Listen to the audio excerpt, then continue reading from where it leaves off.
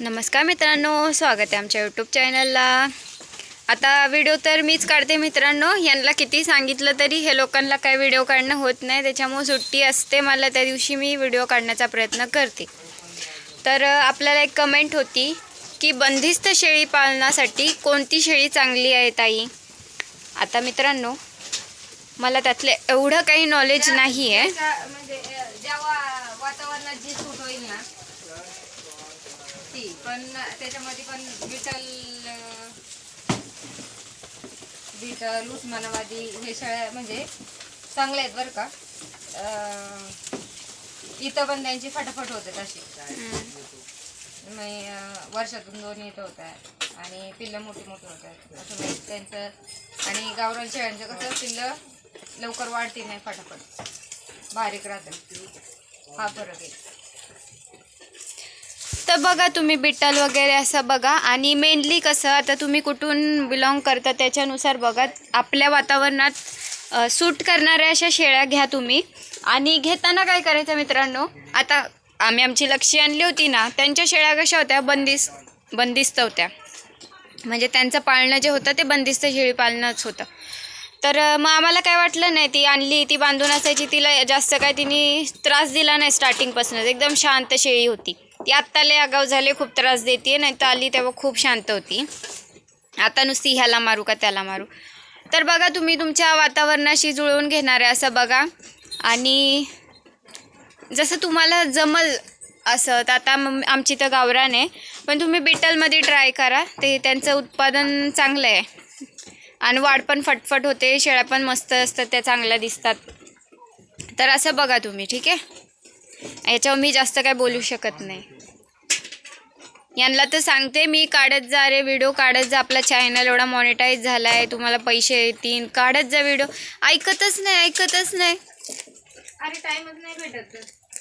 बिचारी माझी मम्मी मला म्हणती आशू तू लई सुकली, आशू तू लई खराब झाली, पण माझी मम्मीच आता कामं करून करून खराब झाली।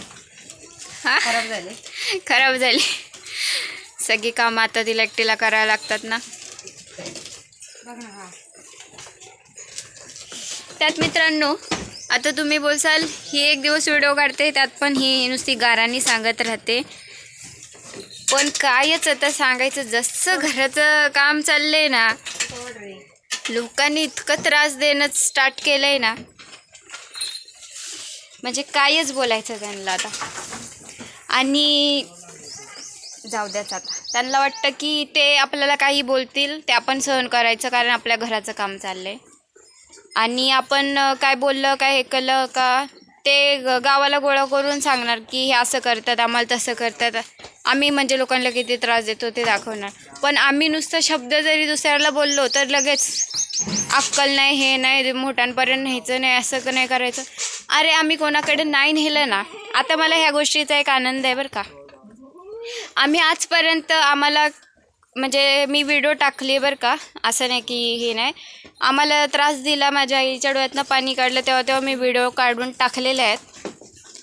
पण असं आम्ही ह्याच्याकडे जाऊन सांग, त्याच्याकडे जाऊन सांग की हे मला असं करतात, हे असंच करतात, हे असंच बोलतात, असं कधीच केलं नाही। पण आता लोकांना ना हे जे वागणूक आहे हे खरं काय खोटं काय हे लोकांना स्वतःच कळायला लागले आता। म्हणजे आता तेच लोक आम्हाला येऊन सांगतात की ह्यांच्या नादीच लागू नका, ही लोक गेलेले केस आहेत, ज्यांना वाटतं की आमचा लय दरार आहे, आमचं हे ते, म्हणजे लोक थू करतात यांची इतकी बाहेर। त्याच्यामुळं जास्त आता या लोकांचा विचार करण्याचं हेच नाही राहिलेलं, कारण यांची तेवढी लायकीच नाही का आपण त्यांच्याबद्दल विचार करावा। आणि हे लोक जे असं 4 चौघात यांचा सज्जनपणा दाखवतात ना, की आम्ही किती चांगले आहे, आम्ही किती म्हणजे एकदम चांगले माणसं आहेत आम्ही, ते आता लोकांना स्वतःच कळायला लागलंय की हे किती चांगली लोक आहेत। त्याच्यामुळं आता थोडं ती बाहेर गेले बघ, ती लहान, ती तिकडे जाईल नाही तर, त्याच्यामुळं हे एका गोष्टीचा आता आनंद आहे, बाई देव असतो आणि ज्याला त्याला ज्याच्या त्याच्या कर्माची फळं पण भेटतात, आणि त्यांचं खरं रूप आहे ना ते पण दुनियेसमोर यायला वेळ नाही लागत।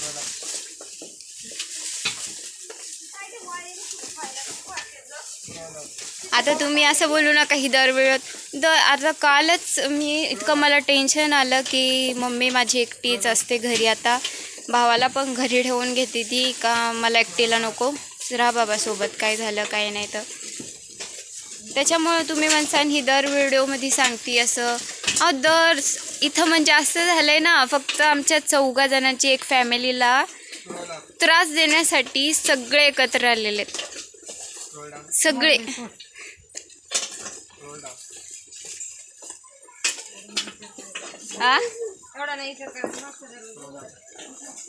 ज्यांचं कधी एकमेकांशी पटत पण नव्हतं ना, एकमेकांची तोंड बघत नव्हते, असे लोक सुद्धा एकत्र आलेत फक्त आम्हाला त्रास देण्यासाठी.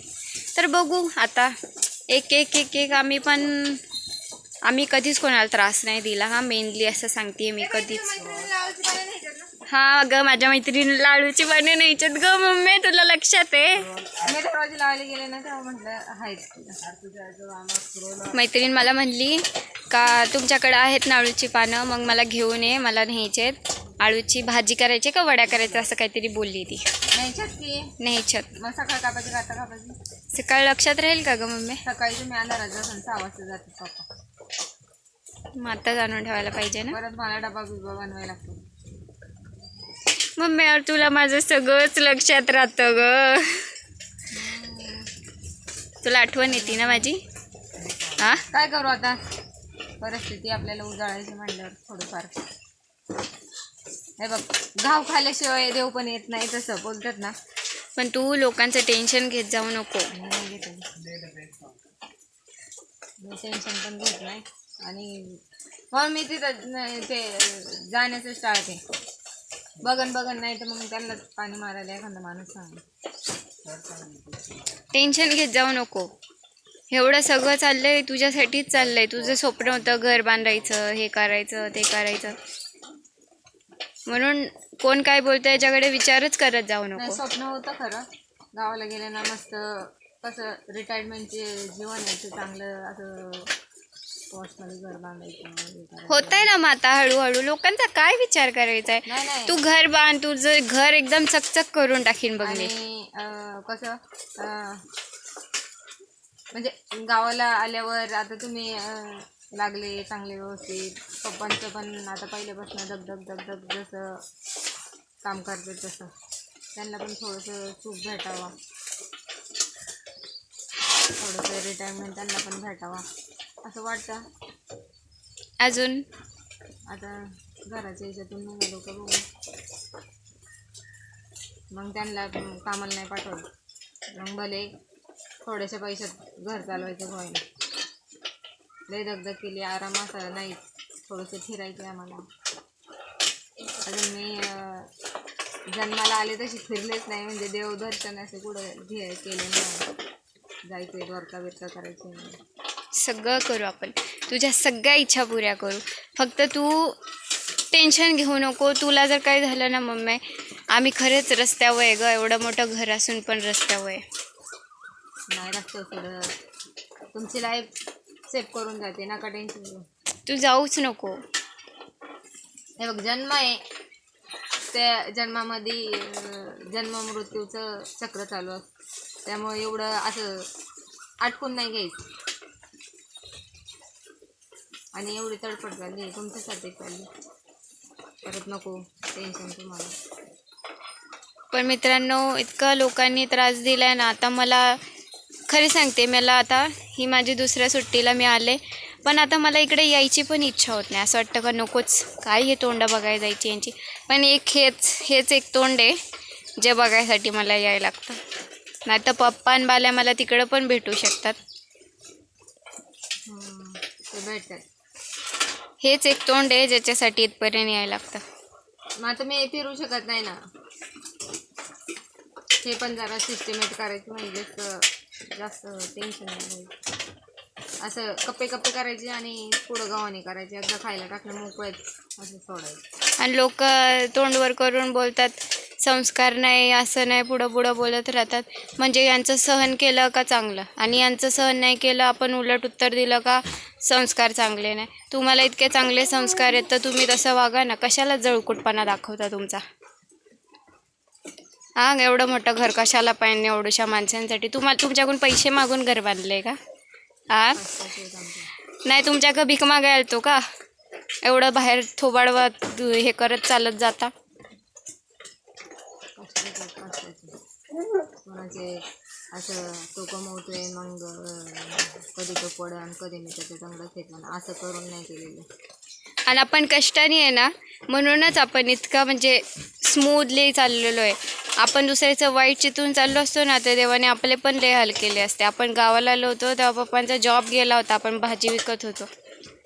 विचार कर त्या स्टेजवरनं आपण आठवतंय तुझा बर्थडे होता, साधा केक सुद्धा आणता नव्हता आला. ते पप्पा रडत होते माझ्या पोरीला. पहिल्यांदा मला नाही कपडे आणता आले, नवीन नाही केक आणता आला. पण 15 रुपयाच्या पेस्ट्री केक साजरा केला. पण त्या स्टेजवरनं आज तू ह्या स्टेजवर आलीस ना, अजून मी तुला लय पुढे नेईन. वाले आहे अजून.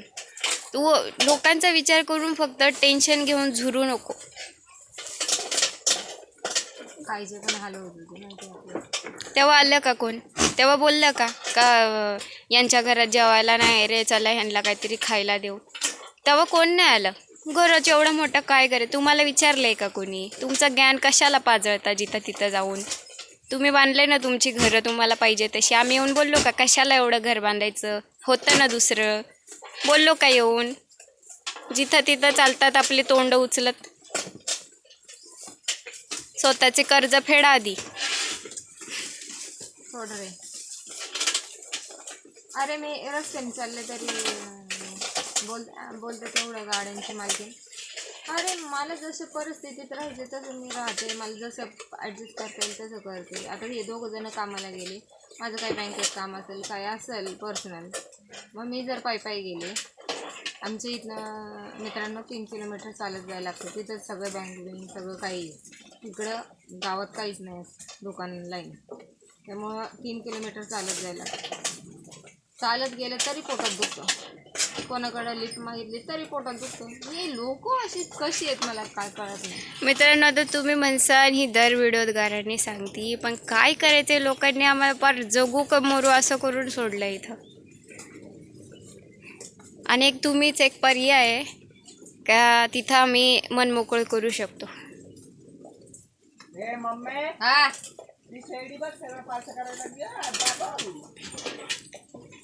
चल जाऊ द्या मित्रांनो, समजावा जरा, कमेंट चांगल्या चांगल्या करा आणि ह्या लोकांना थोडं ज्ञान द्या, वागणुकीचं ज्ञान द्या जरा यांना. यांच्याकडं नाही आहे, यांच्याकडं नाही आहे. नाही खरंच आहे, पण मी अनुभव घेतलेला आहे. आपली नीती साफ ठेवावी आणि कष्ट करण्याची हे ठेवावे. माणूस कुठल्याही परिस्थितीत यशस्वी होतो, हे 100%.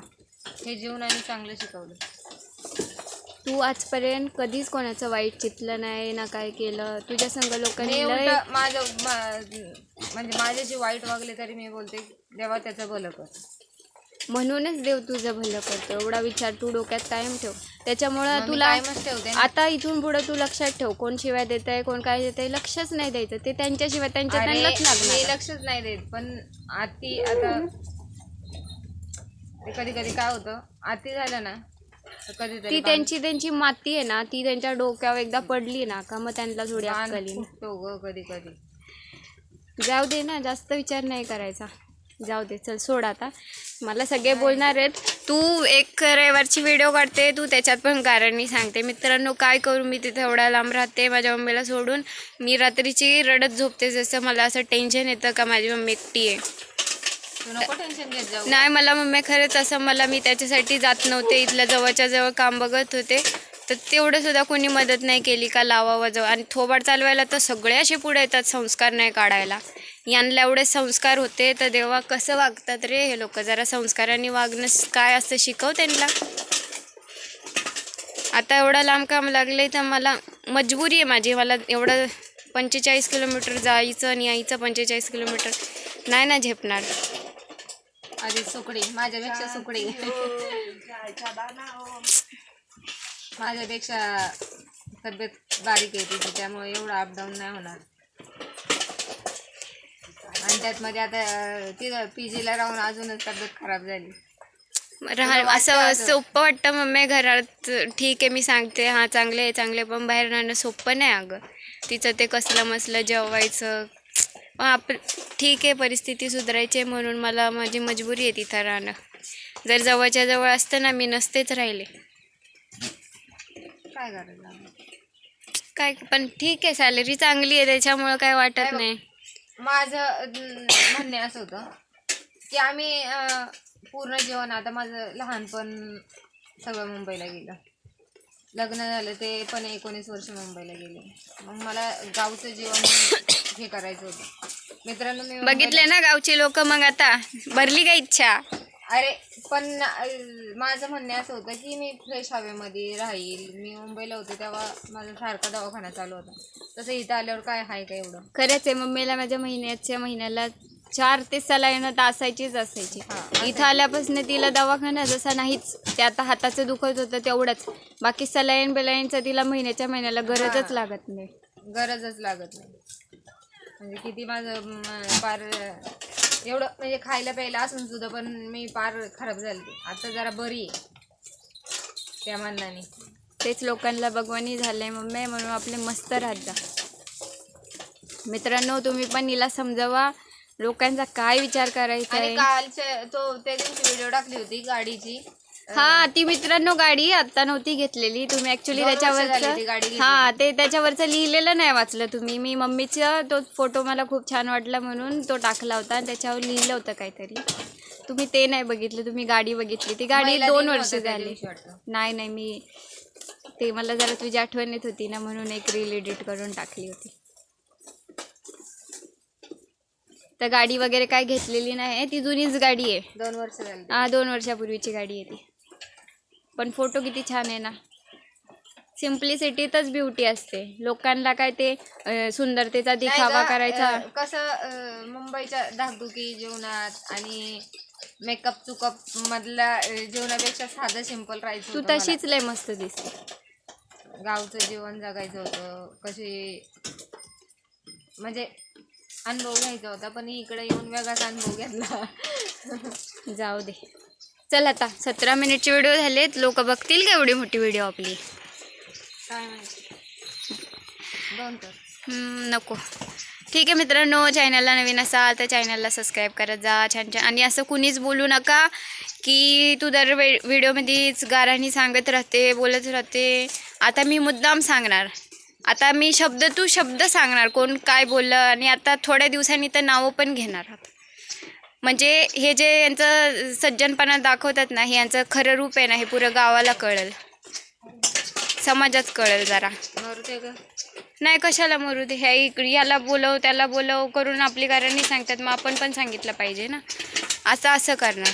आणि त्याच्याहून जास्त झालं का रेकॉर्ड करणार ते बोलणं त्यांचं, आणि ते रेकॉर्डिंग टाकणार. सोडणार नाही आता कोणाला. तर ठीक आहे, तुम्ही छान छान कमेंट करत जा तरी पण. आणि बघा यांची असलीयत, जेव्हा मी टाकल ना तेव्हा बघा. चॅनलला नवीन असाल तर चॅनलला सबस्क्राईब करा. धन्यवाद मित्रांनो.